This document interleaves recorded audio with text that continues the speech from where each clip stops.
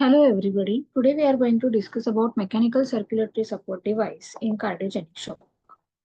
It is a technique to improve cardiac output in cardiogenic shock population is to provide mechanical circulatory system. This technique facilitates movement of the blood across the cardiac circuit, either by facilitating its transit from chamber to chamber or by easing resistance to output from the ventricle into the body.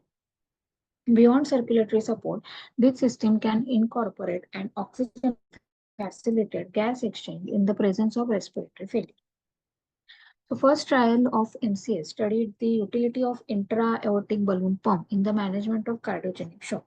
Intra-aortic balloon pump counterpulsation in aorta during diastole was purported to improve coronary blood flow and reduced afterload during systole to improve cardiac output.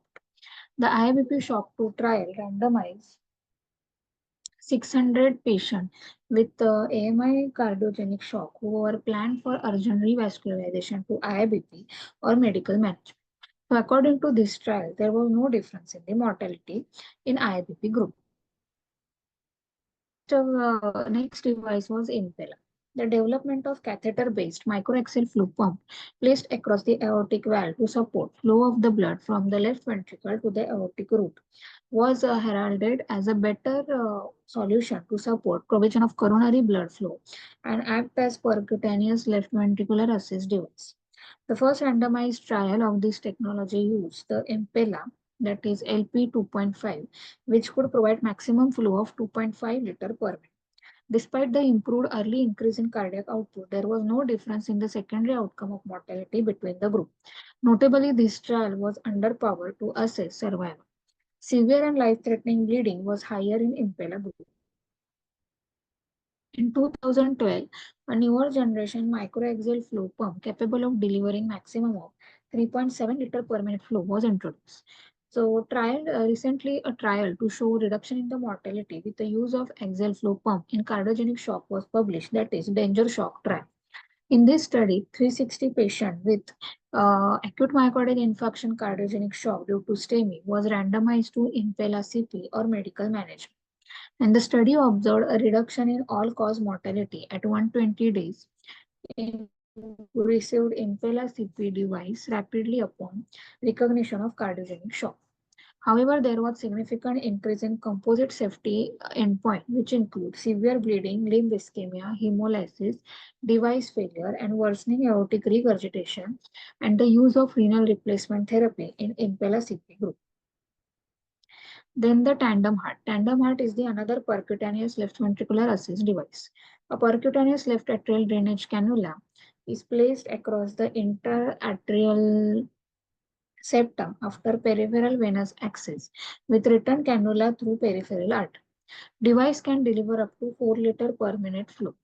When compared to IBP, the device was better at augmenting cardiac output, improving hemodynamic parameter, but had no effect on survival in small and underpowered randomized trials.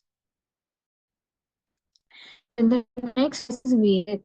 Another strategy for improving perfusion of non-cardiac tissue with oxygenated blood has been the use of veno-arterial ECMO membrane oxygen.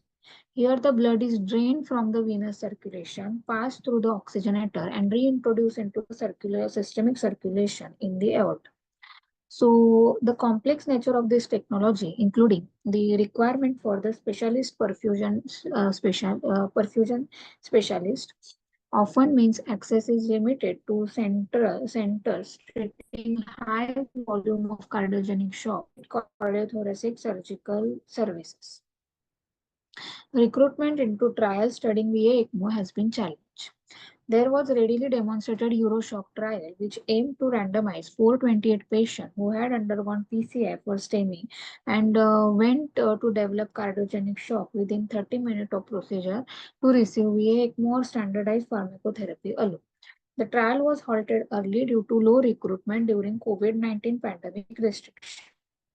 The ECL shock trial did not complete recruitment of patients with AMI cardiogenic shock, randomizing 420 patients to either VA ECMO or usual medical treatment alone. Despite adequate power in this study, there was no difference in primary outcome of all-cause mortality at 30 days. Moreover, there was no survival benefit at 1 year follow-up with the extracorporeal, this life-saving devices. Thank you, guys.